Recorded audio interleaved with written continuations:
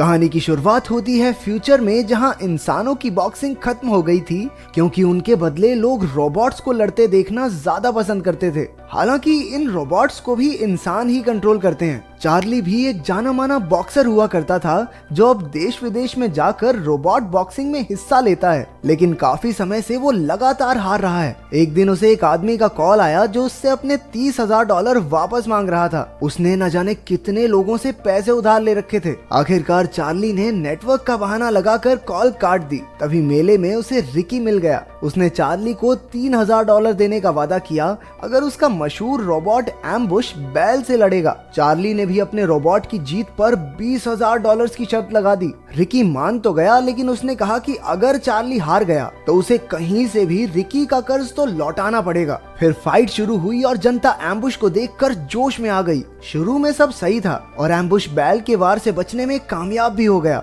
लेकिन तभी चार्ली लोगों से बात करने में इतना खो गया कि उसे रोबोट के पीछे भागता हुआ बैल दिखाई ही नहीं दिया। बैल ने अपनी जोरदार टक्कर से एम्बुश की टांग तोड़ डाली। चार्ली ने रिकी से फाइट रोकने को कहा, लेकिन वो नहीं माना। फाइट के आखिर में एम्बुश बस लोहे का कबाड़ बनकर रह गया और बच्चे उसका एक एक पुर्जा उठाकर अपने साथ ले गए। चार्ली भी मुंह छिपाकर पतली गली से निकलने लगा, लेकिन तभी दो लोगों ने आकर उसे बताया कि उसकी पिछली पत्नी की मौत हो गई है और उसका 11 साल का बेटा मैक्स अब एकदम अकेला है। चार्ली को अपने बेटे की कोई खास परवाह नहीं थी और उसने कोर्ट में जाकर कह भी दिया कि वो मैक्स को संभालने की हालत में ही नहीं है। हालांकि उसके कुछ रिश्तेदार मैक्स को अपनाना चाहते थे, इसलिए चार्ली ने उन्हें मैक्स की कस्टडी $1,00,000 में सौंप दी। पहले $50,000 लेकर वो मैक्स के साथ कुछ समय बिताने को तैयार हो गया। उन्हीं पैसों से उसने काले बाजार से नॉइजी बॉय नाम का एक बेहतरीन रोबोट खरीदा। उसमें वॉइस कंट्रोल का फीचर था जिससे वो इंसानों की बातें समझ सकता था। उसे लेकर चार्ली अपने जिम में पहुंचा जहां वो बेली के साथ रहता था। इतना खर्च करने पर बेली उससे बहस करने लगी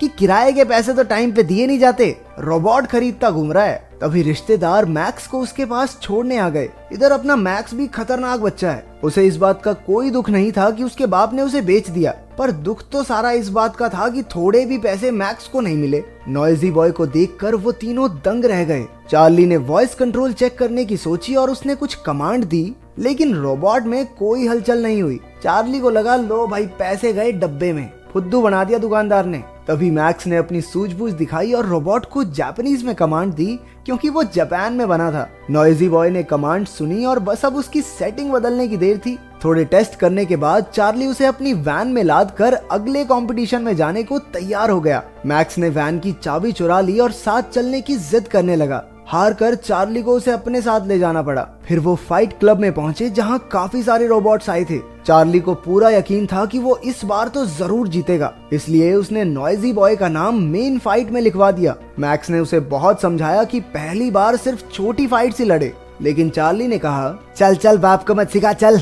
चार्ली नहीं माना और नॉइजी बॉय को चैंपियन रोबोट मिडास से लड़ने भेज दिया। शुरुआत में तो नॉइजी बॉय अपने ओपोनेंट पर भारी पड़ रहा था। चार्ली के मन में पैसों के बारे में सोच सोच कर लड्डू फूटने लगे और इसी चक्कर में उसका ध्यान फिर भटक गया। उधर मिडास ने नॉइजी बॉय पर जोरदार वार किया। चार्ली हड़बड़ाहट में ढेर सारी वॉइस कमांड्स देने लगा, लेकिन जल्द ही मिडास ने नॉइजी बॉय का सर धड़ से अलग कर दिया। फाइट के आखिर में बेचारे रोबोट का सिर्फ वॉइस कंट्रोल सिस्टम ही बच पाया। मैक्स ने अपने बाप के जले पर नमक छिड़कते हुए कहा कि उसे फाइट से पहले नॉइजी बॉय को अच्छे से ट्रेन करना चाहिए था। ये सुनकर चार्ली उस पर भड़क गया और बच्चे को अच्छी खासी सुना दी। वैसे देखा जाए तो बच्चा कुछ गलत भी नहीं कह रहा था। घर लौटते हुए वो कबाड़ खाने में नए रोबोट के पुर्जे ढूंढने गए। बातों बातों में चार्ली ने मैक्स को बताया कि कैसे इंसानों के बदले रोबोट्स की बॉक्सिंग शुरू हुई। अचानक मैक्स का पैर फिसला और वो एक चट्टान से गिर पड़ा। खुशकिस्मती से उसने किसी रोबोट का हाथ पकड़ लिया जिससे उसकी जान बच गई।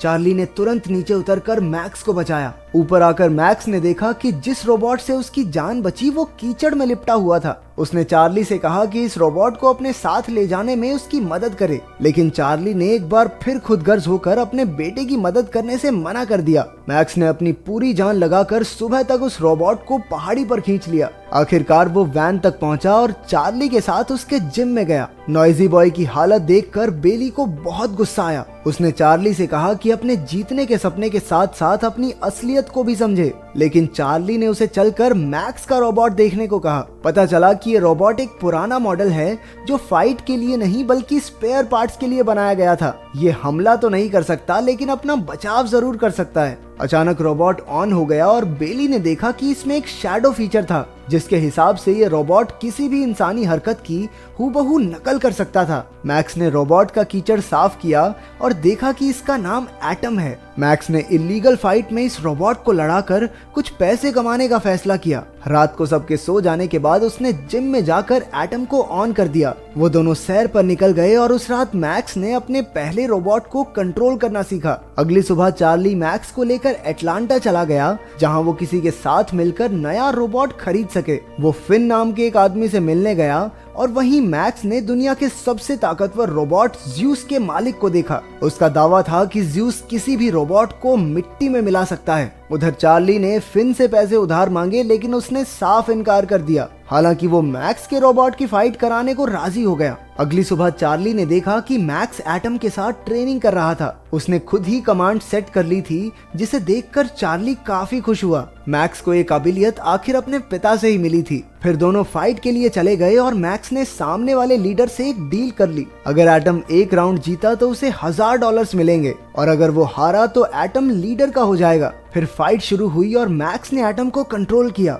रोबोट ने कोई हमला नहीं किया, बस खुद का बचाव करता रहा। चार्ली ने मैक्स से कहा कि सामने से हमला करे, लेकिन तभी ओपोनेंट ने एटम के सर पर वार कर दिया। पहला राउंड खत्म होने में सिर्फ 30 सेकंड बचे थे और उससे पहले एटम को फिर से खड़ा होना था। मैक्स के ऑर्डर पर एटम खड़ा हो गया और इसी के साथ मैक्स $1000 जीत गया। इससे लीडर की सिट्टी पिट्टी गुम हो गई और उसने शर्त रखी कि अगर ये रोबोट एक और राउंड टिक गया तो वो $2000 यानी दुगना इनाम देगा। चार्ली ने मैक्स को समझाया कि इसमें ना पड़े, लेकिन मैक्स फाइट के लिए राजी हो गया। अगला राउंड शुरू हुआ और एटम ने सामने वाले रोबोट पर जोरदार वार किया, जिससे उस बेचारे का सिस्टम ही क्रैश हो गया। आखिरकार मैक्स जीत गया और अपना इनाम लेकर वहां से चलता बना। अगले दिन वो एटम को नए कमांड सिखा रहा था। जब वो बोर हो जाता तो एटम को अपने साथ डांस करवाने लगता। जब चार्ली आया तो मैक्स ने उसे बताया कि उसने नॉइजी बॉय का वॉइस कंट्रोल सिस्टम एटम के अंदर फिट कर दिया है। उसने कहा कि शैडो फीचर के जरिए एटम को अपना बॉक्सिंग स्टाइल सिखाए,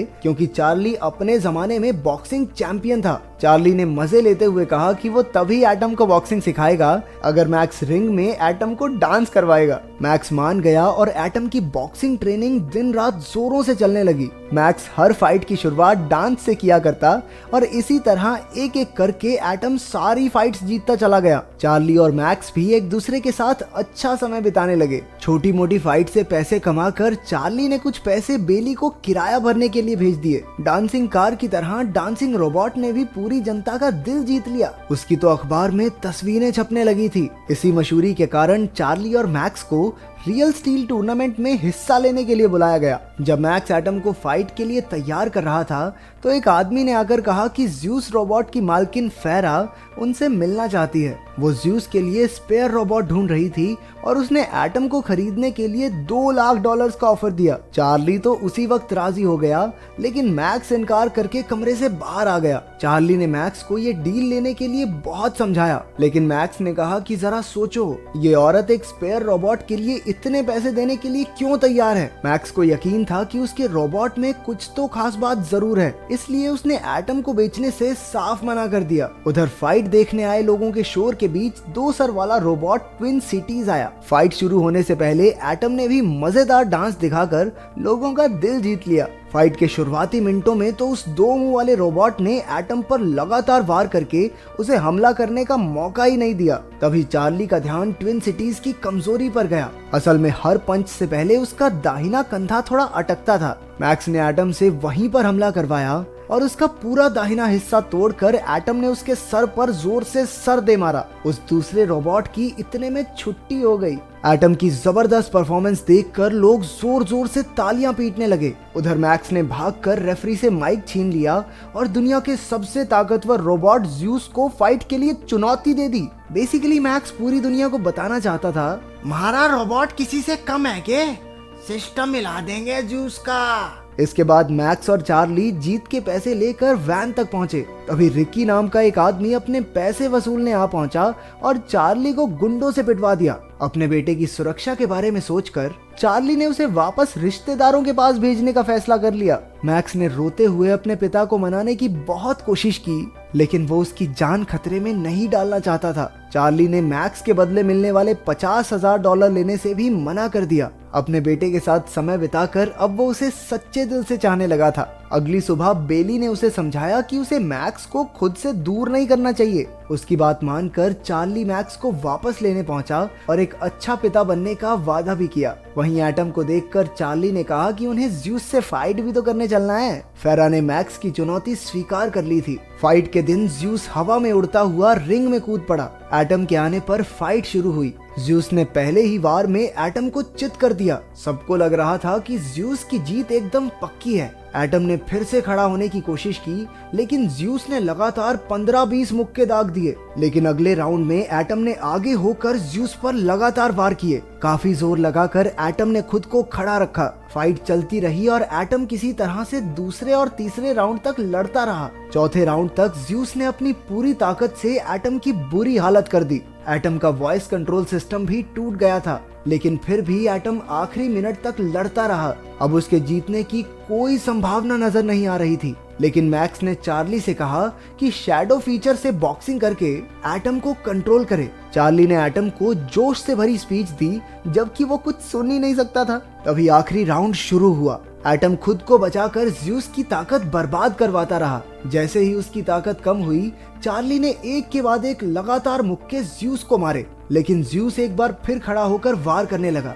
तभी राउंड खत्म हो गया और ज्यूस हारने से बच गया। जनता जोर जोर से एटम का नाम चिल्लाने लगी। ज्यूस के ज्यादा पॉइंट्स थे, इसलिए वो जीत गया, लेकिन जनता के दिल में तो एटम बस गया था और मैक्स को तो यही चाहिए था। मैक्स और चार्ली ने कसकर एक दूसरे को गले लगाया। आखिरकार उन्होंने एटम के साथ अपनी असली जीत का जश्न मनाया। अगर वीडियो पसंद आई तो लाइक कर देना, चैनल को सब्सक्राइब कर देना। मिलते हैं अगली वीडियो में।